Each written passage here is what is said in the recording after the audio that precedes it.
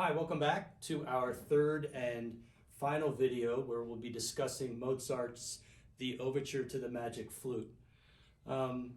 With this particular timpani part, there's a few things that you need to consider. First of all, stylistically, you want to play this in a light style. So don't think too heavy, don't think too loud. One way that you can achieve that if you want is to come a little bit closer to the edge of the drum. So my normal playing spot on this 26-inch drum might be 5 inches in, and I might come maybe 4 inches in, just slightly closer.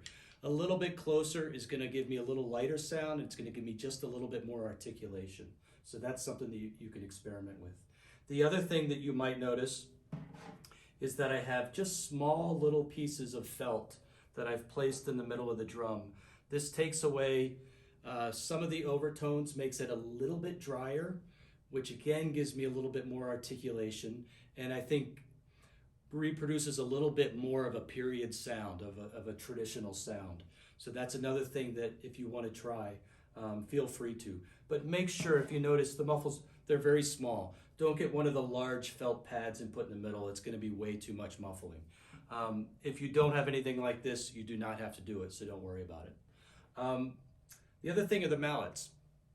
These particular mallets I made specifically for literature like this. It's a very light bamboo shaft with a wood core and just a felt chamois covering that I then kind of roughed up just to help make the sound a little bit softer.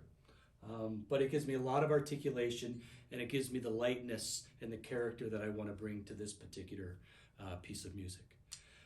Specifically to the excerpt itself, pay attention when you're playing the eighth notes.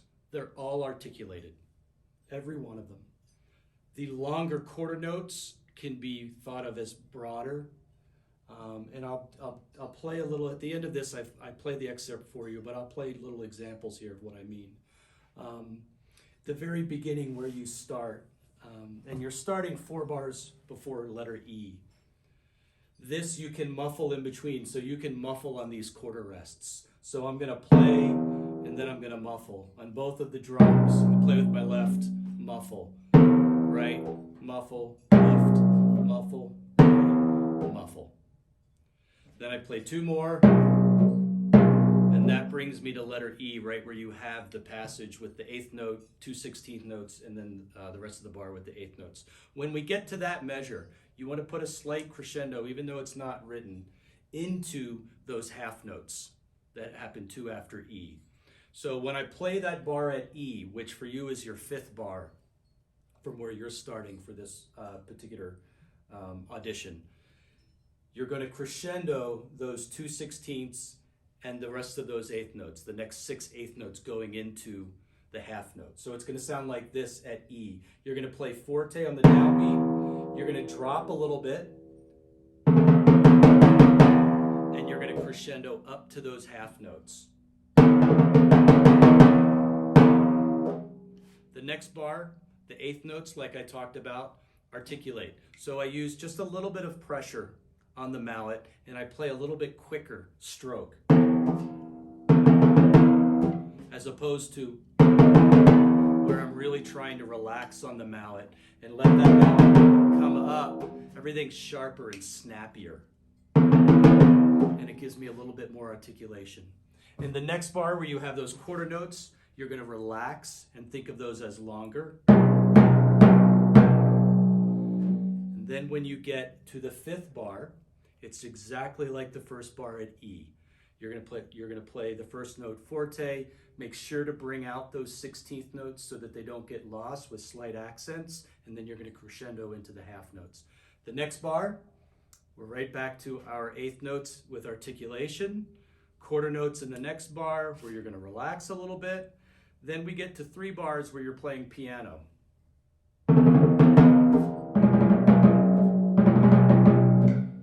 With all of those, I'm really going for clarity.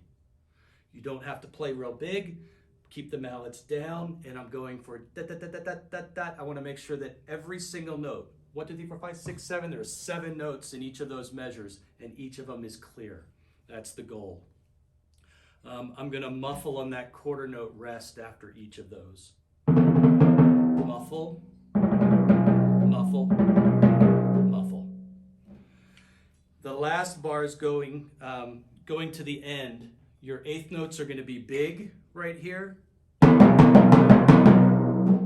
next two bars you're going to place crescendos starting at the 16th notes, just like you did back at letter E.